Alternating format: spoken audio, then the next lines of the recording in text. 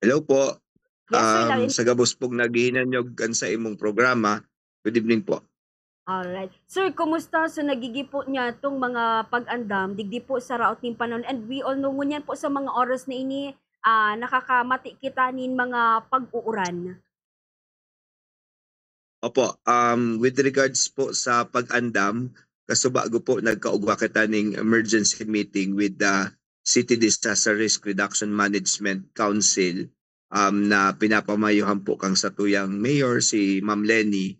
At the same time po, right after kang meeting po with the CDRRMC, naglipat po ako from PADCOR paduman po sa Liga kung sa inyaon man po si meeting kang BDRRMC, si mga barangay captains na po saka si point person na mga kagawad.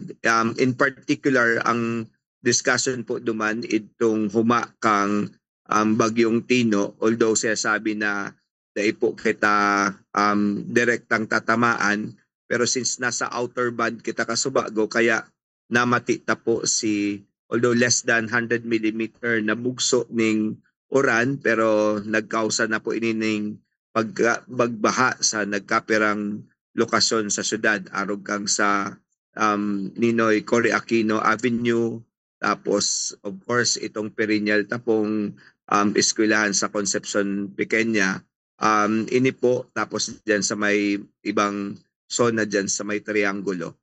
Pero ang sinasabi po ni Sir Mike, hopefully dire-diretso na paluwas na po kita kasubago sa hapon sa outer band, meaning si pag-uran. But despite of that, enot po, nagkauga na po kita ning pagripaso duman sa mga sitwasyon kan mga barangay.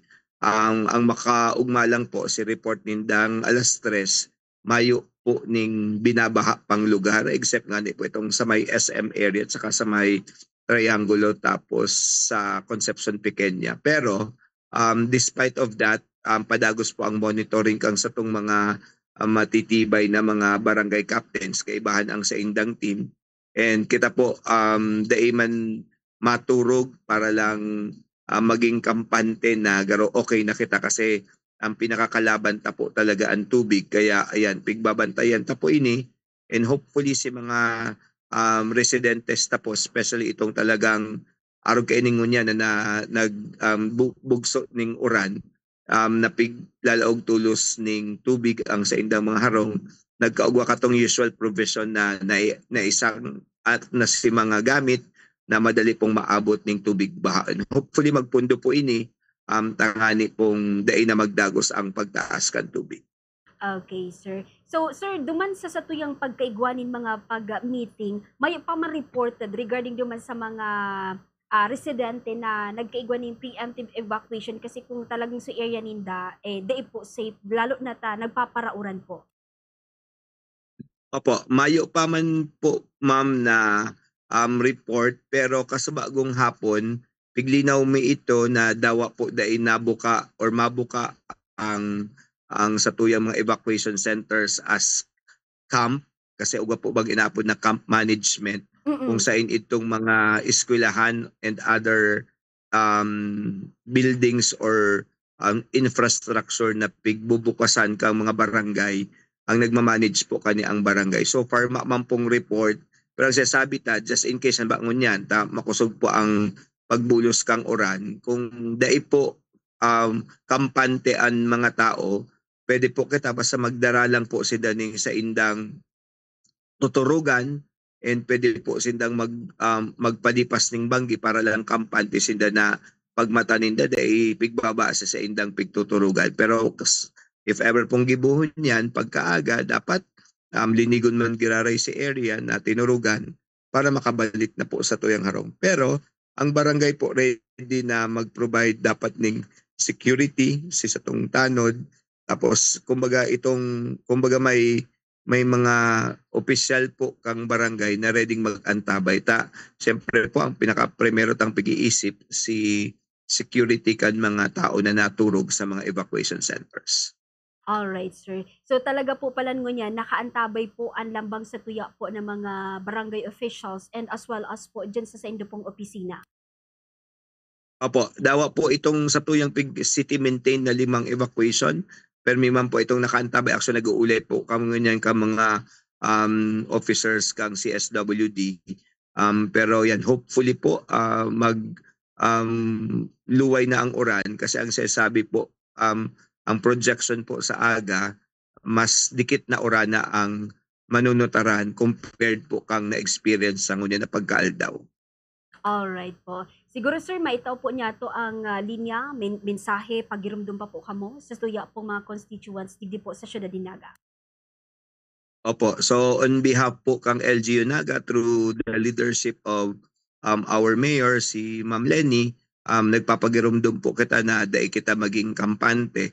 Meaning to say, dahil man nangangahulugan na maggibo kita ng drastic na measure just like mag-evacuate po kita tulos, pero maging mapagmatsag po kita basta po ang basehanta dapat din na sobra ning 2 hanggang 3 oras na pag-uran tanganing kaya ta pa pong masustain ang epekto kaini. Pero pag dire-diretso po, ipasiguro po si mga gamit pero on top po kang pagpasiguro ka mga gamit na siyempre pig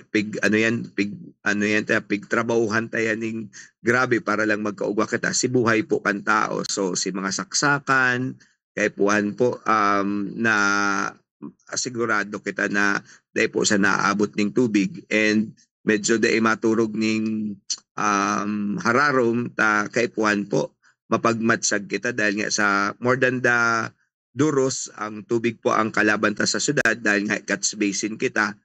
So far, itong ginigibo po kang local government, dahil pa po sa totally ma-suffice para ma-solve or mahiling vividly si epekto po kani para mababa ang epekto kang pagbaha.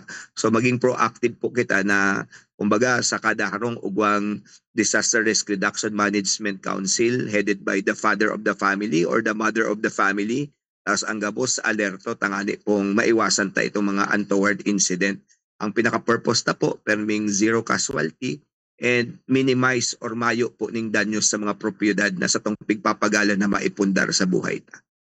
Alright. Mabalo sir, mag-ingat po kamo dyan po sa indo pong pagantabay or na partikularmente taaram po niya na talagang sa iba din na po nag-uurili sa indo pong mga pagrurugaring makaantabay lang makapagtao po ning asyartong seguridad sa satuya pong mga nasasakupan digdi sa syudad ni Naga. Mabalo sir, marhay na pagkabanggi po giraray. Siring man po, ingat po kamo. Thank you. Alright.